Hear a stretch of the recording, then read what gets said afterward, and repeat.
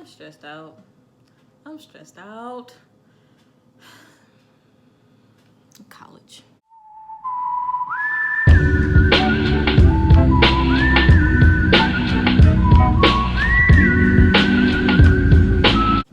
Hey everybody, welcome back to my channel, or if you're new here, hi, my name's Christina, nice to meet you. I hope you're all having an amazing day, or if you're not, remember there's a lesson and a blessing in every day. Speaking of not so wonderful days, I wanted to make a video about hell. College. Now, don't get me wrong, college is fine and dandy, but sometimes I think about the fact that you're working 4 years for a degree that's going to leave you with a bunch of student loans if you have student loans, which a lot of people have, and a degree that you may or may not use. No. That being said, I wanted to give pieces of advice to college freshmen that have no clue what they're getting into, or if they do, this might help. I wish I would have had these things going into my freshman year because nobody really walked me through everything that I was supposed to get. I watched a bunch of videos on YouTube, but a lot of the points that I'm about to make, they didn't really address. So without further ado, let's get into this list. Don't leave right after class. Now, I know the temptation of not wanting to deal with people or anything. Leave me alone! Or you have another class right after that, or what have you. But 9 times out of 10, you're gonna find study partners, sometimes make new friends, but the most crucial one is the professor remembering your face. Now, if you stay after class, 9 times out of 10, the professor is staying behind to answer a few questions that students might have, as well as maybe the teacher unveiling some type of information that may be crucial to you as far as like having a test that she didn't announce as the class was letting out, so on and so forth. But that kind of information can be crucial, and it's very important that you develop that strong connection with your professor, because especially in bigger colleges, I personally go to a small college, but especially in bigger colleges, the professor is not noticing you with a class full of sometimes hundreds of students at a time. So yeah, make sure to stay after and get that connection with your professor. This is a huge one. Skip parties first semester. Please skip the parties first semester. 9 times out of 10, if you're going to college, you've never been to a college party, you don't know what the party scene is like. You still have to learn that. Not going to a party first semester, not only does that enable you to do better in school and allow you to get to know your environment a little bit better, but it lets you hear all the gossip about all the parties. Lets you know which parties not to go to, which parties to go to, who and what to avoid and who to hang around and whatnot. Situations that you probably should be aware of before you go to parties, things that this, that, and the third. A lot of information comes out of the first semester. Second semester is a little bit more versatile, but first semester, definitely just skip out on them altogether. They're not, most of the ones that have a first semester aren't really that worth it. This is another big one for people that like to have a schedule, and this is especially important for people like myself, student athletes. You want to create a schedule that allows you to wake up an hour before your initial waking time that you would originally wake up for to get ready for class or what have you, and then have a schedule that still allows you to get 8 hours of sleep. For me, this is especially important because I am not only tackling morning and afternoon practices, I'm tackling 5 classes, a job, YouTube channel, and I'm forgetting something, I don't know.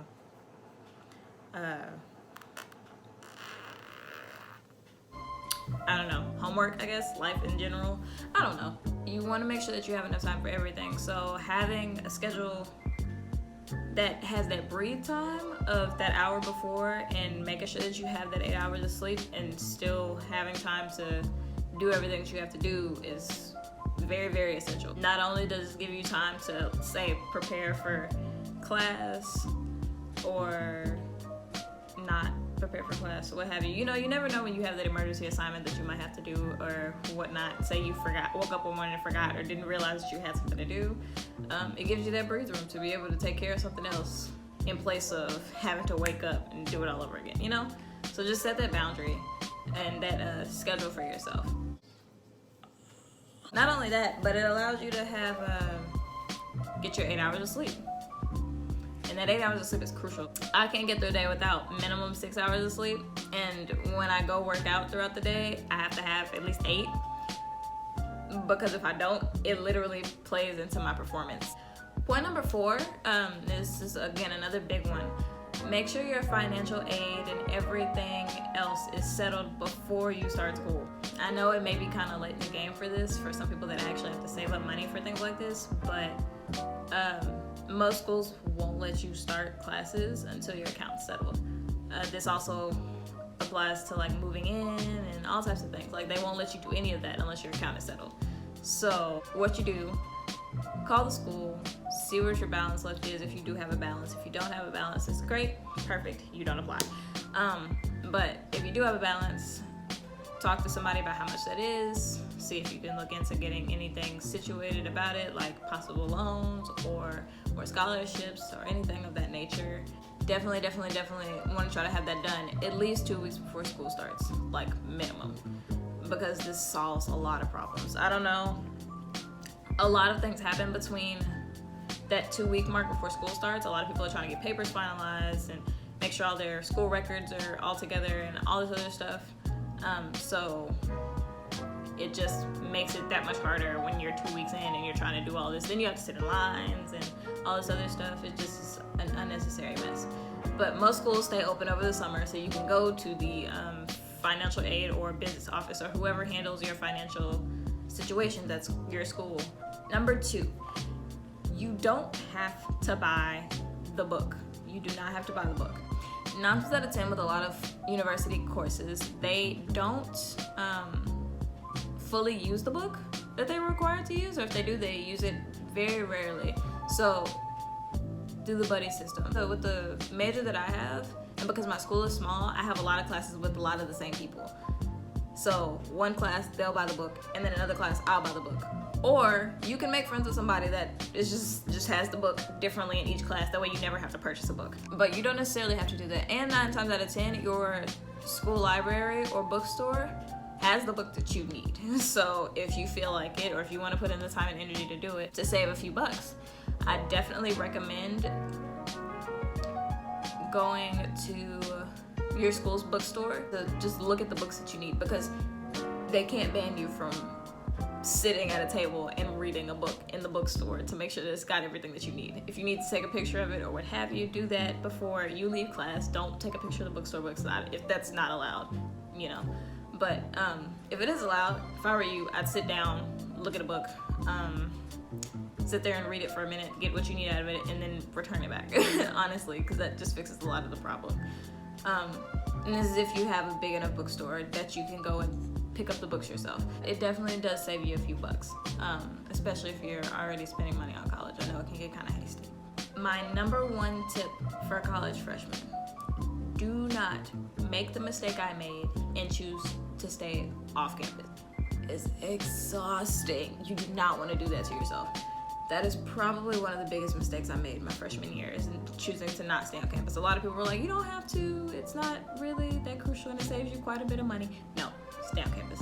It saves you big time. And a lot of the things that happen on campus, you would not know about. I don't know about a lot of the stuff that happens on my campus. I hear about little things here and there, but I don't normally ask. And I don't find out because I don't stay on campus.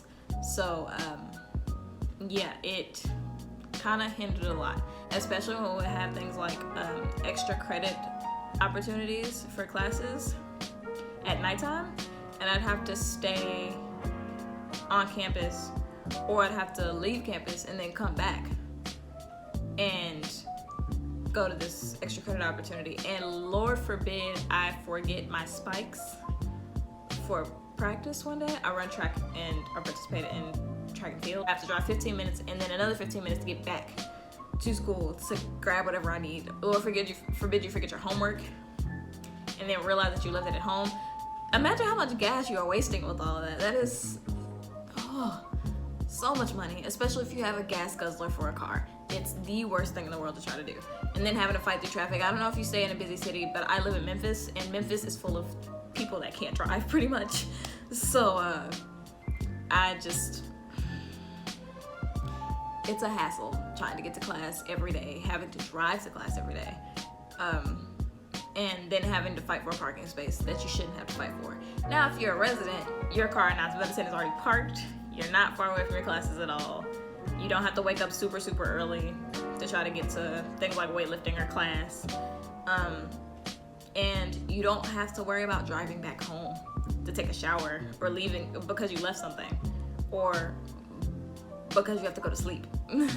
Like, you can just go to your dorm, walk to your dorm or your apartment or what have you, and lie down, take a shower and lie down, what have you. That is all for today's video, but thank you so much for making it this far. I most definitely will probably be doing a lot more videos like this because school is where all my attention is. It's where all my focus is at the moment. Again, thank you so much for watching, and I'll see you guys next time. Bye.